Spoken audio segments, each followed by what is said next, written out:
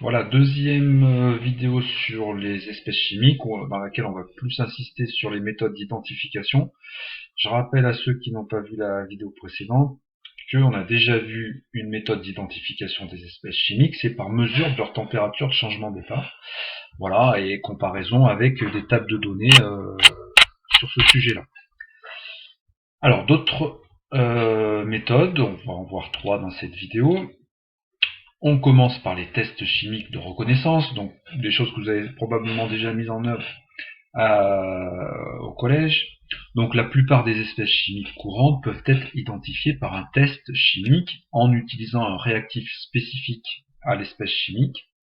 Alors par exemple, pour savoir si une substance contient de l'eau, on peut mettre du sulfate de cuivre anhydre, qui est blanc à la base, sur cette substance, et si à son contact le sulfate de cuivre devient bleu, alors ça voulait dire que la substance contient de l'eau. C'est le cas ici pour le citron ou le jus de citron. À la base, le sulfate de cuivre anhydre qui a été déposé était blanc, et il est devenu bleu au contact du citron, donc c'est que le citron contient de l'eau. Voilà, chaque espèce chimique a un test qui lui est caractéristique. On va en voir trois que vous devez connaître, mais ensuite on peut vous en faire utiliser bien d'autres, notamment pour les ions en solution. Alors les trois que vous avez à connaître sont les suivants. Donc c'est trois tests pour identifier des gaz. D'abord le dioxyde de carbone, que l'on expire par exemple lors de la respiration. Eh bien ce CO2 peut troubler de l'eau de chaud. Donc si on souffle dans un Erlenmeyer qui contient de l'eau de chaud, cette eau de chaud qui au départ est limpide va se troubler. Voilà. Et ce test-là est caractéristique du dioxyde de carbone. Deuxième substance à savoir analyser, c'est le dioxygène, qu'on trouve en grande quantité dans l'air. Hein. Donc ici, par exemple, une enceinte qui contient du dioxygène. Quel est le test caractéristique? Eh bien, ce dioxygène permet de raviver une source incandescente, c'est-à-dire de recréer une flamme à partir d'un point chaud.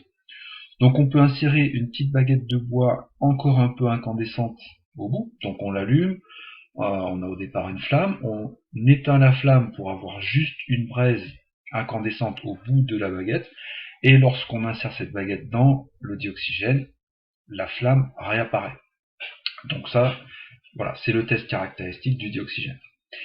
Et enfin, un troisième gaz, le dihydrogène.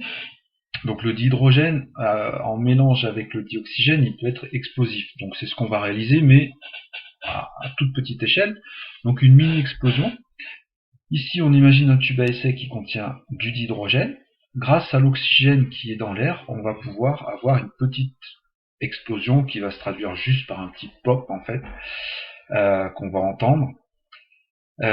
Pourquoi cette explosion est pas forte? C'est parce qu'il y a peu de dioxygène. L'oxygène est seulement dans l'air qui entoure le tube. S'il avait été mélangé avec le dihydrogène, là, on aurait pu obtenir une explosion plus forte. Donc cette identification est sans risque, d'accord, quand le gaz qui est contenu dans le tube à essai est que du dihydrogène. Voilà, donc ça ce sont des tests de reconnaissance chimique. On utilise un réactif, soit l'eau de chaud, soit la baguette enflammée, soit une allumette avec le dioxygène autour, soit le sulfate de cuivre anhydre, etc. Et on identifie l'espèce recherchée. Autre méthode donc qui va être nouvelle probablement par contre pour vous, c'est la chromatographie sur couche mince. Donc c'est une méthode très pertinente qui donne des résultats très fiables, qui est rapide d'utilisation, qui coûte pas cher, ce qui fait que c'est une technique qui est encore beaucoup utilisée dans les laboratoires, bien qu'elle date d'assez longtemps, elle est encore tout à fait actuelle. Donc en quoi elle consiste? Sur une plaque de chromatographie, qui peut être un papier tout simple ou un support un peu plus technique, on va déposer sur une ligne de dépôt les espèces chimiques qu'on cherche à analyser. Ensuite, cette plaque, on va la mettre dans une cuve à chromatographie qui contiendra un tout petit peu de liquide qu'on va appeler l'éluant. Le papier étant absorbant, l'éluant va monter le long de la plaque, hein, comme le ferait par exemple le café le long d'un sucre.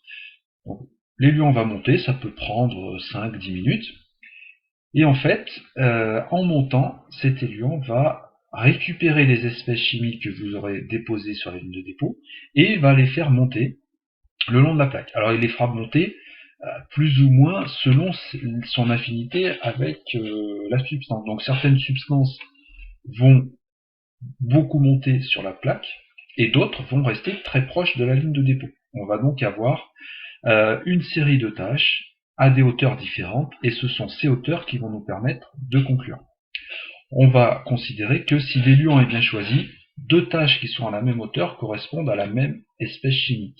Donc par comparaison, on va pouvoir reconnaître des espèces chimiques. Exemple ici, sur le dépôt numéro 1, on met une substance inconnue par exemple, sur le numéro 2, on met une substance que l'on connaît bien, et sur le 3 également.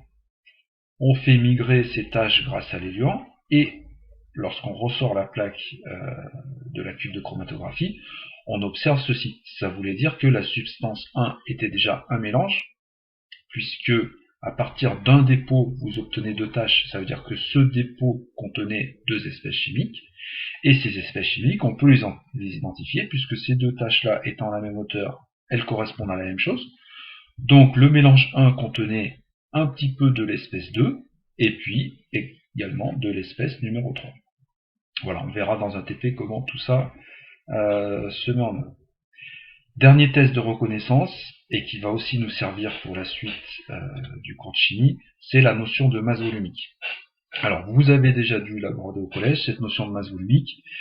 On rappelle la définition de la masse volumique, c'est le rapport de la masse d'une substance divisé par le volume de cette substance. Et c'est une constante, c'est-à-dire que lorsqu'on prend un matériau, qu'on le pèse, on détermine sa masse, et qu'on détermine son volume, soit par un calcul, soit par une mesure, lorsqu'on fait le rapport de sa masse sur son volume, on obtient toujours le même résultat, quelle que soit la taille de l'échantillon.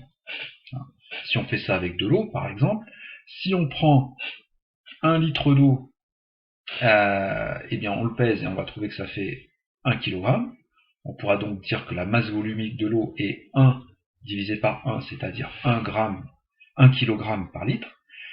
Mais si je prends 2 litres, j'obtiendrai le même résultat. Si je prends 2 litres, j'aurai 2.V, mais je vais mettre ça sur la balance, je vais trouver 2 kg, et 2 sur 2, je retrouverai les 1 kg par litre. La masse volumique est donc une constante, en tout cas pour la matière condensée, c'est-à-dire les solides et les liquides. Pour les gaz, on verra que c'est un peu plus compliqué. Les unités, donc là mon exemple je l'ai donné en kilogrammes par litre, mais les unités les plus courantes en chimie sont grammes par centimètre cube ou grammes par litre, ce qui est exactement la même chose, puisque centimètre cube c'est la même chose que les millilitres. Voilà, c'est l'unité dans laquelle on exprime plus souvent la masse volumique. Donc vous devez connaître la formule de la masse volumique et vous rendre compte que cette formule, en fait, vu qu'on obtient une constante, permet d'identifier une espèce chimique. Si on a un liquide et qu'on mesure sa masse volumique et qu'on trouve 1 gramme par millilitre, eh bien ce sera probablement de l'eau. Une notion très proche de la masse volumique, dont vous avez peut-être déjà entendu parler, c'est la densité. Alors la densité d'une substance, c'est la masse volumique de cette substance divisée par la masse volumique de référence qui est celle de l'eau. Alors ça a plusieurs conséquences. D'abord la densité est donc un nombre qui n'a pas d'unité, puisqu'on fait gramme par millilitre divisé par gramme par millilitre. On se retrouve avec une grandeur qui n'a pas d'unité. Deuxième particularité de la densité, c'est que au niveau valeur numérique, on divise par 1 gramme par millilitre. Donc en termes numériques, D et ρ valent la même chose, avec une différence qui est que la masse volumique a une unité, alors que la densité n'en a pas. Disons que la densité c'est une simplification de la masse volumique, et puis c'est aussi un résultat qui permet d'avoir tout de suite une référence sur l'aspect, sur la comparaison en fait avec l'eau. Par exemple, on va pouvoir savoir si la substance dont on vient de calculer la densité va flotter ou va couler. puisque si sa densité est supérieure à 1, ça veut dire que sa masse volumique est supérieure à celle de l'eau, et que donc l'objet va couler. À l'inverse, si sa densité est plus petite que 1, il va flotter. Voilà, ça fait 3 tests de reconnaissance, enfin moyens de reconnaître des espèces chimiques qu'on mettra en œuvre dans les TP ou les exercices.